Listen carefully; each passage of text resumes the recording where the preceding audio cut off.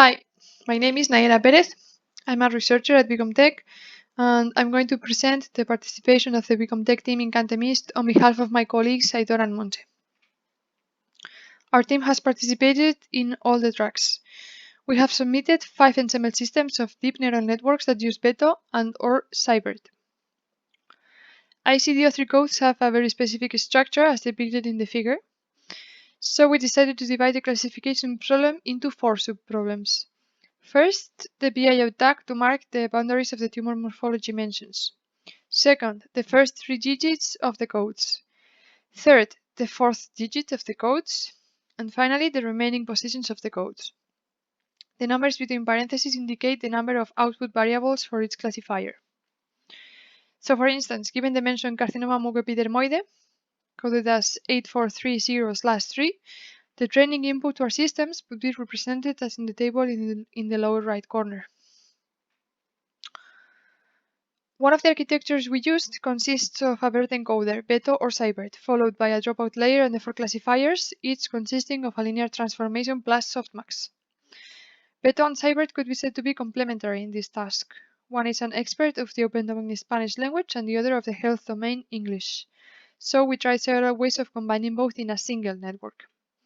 From those trials, we selected a concatenation of 2 BERT encoders, where the output embeddings of the first serve as input for the second.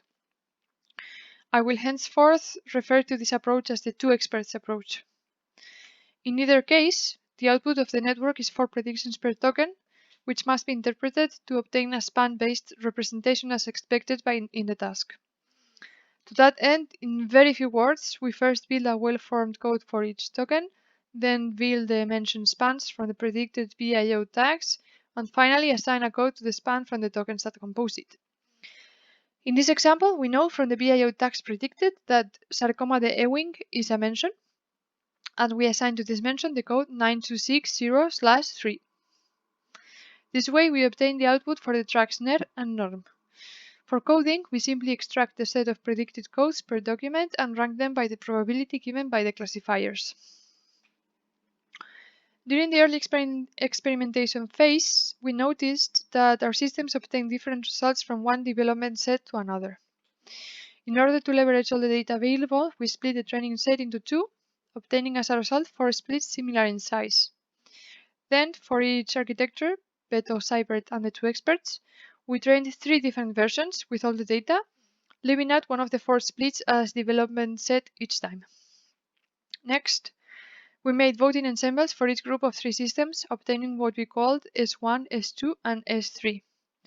Further, we got all the 9 systems to vote at once, obtaining the 4th submitted system, and the 5th system is the result of the voting of S1, S2, and S3. I will henceforth refer to S4 as the flat ensemble and S5 as the 2-step ensemble. In this slide, you can see the details of the implementation. We implemented the networks using Hugging Faces Transformers library, and each model was trained in one NVIDIA RTX 2080 GPU in about 7 to 8 hours, depending on the epoch at which the training stopped.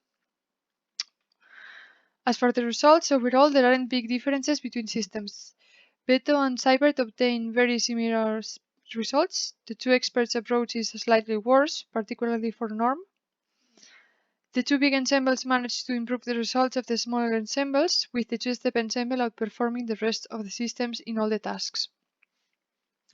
We think these are good results given the complexity of the task, but the results of other participants are unknown to us at the moment, so we cannot draw any conclusion regarding the competitiveness of our approach. So in conclusion, both our experiments and the official evaluation show robust results in different subsets of data. Beto and Cybert obtain comparable results, but the proposed combination of the 2 has not resulted in better scores.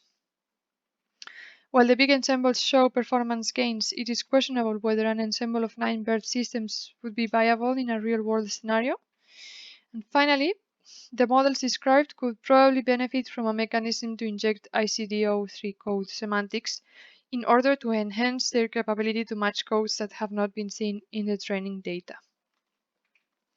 That's all. Thank you very much for listening. If you have any question, please contact us at the email addresses shown in this slide. Bye.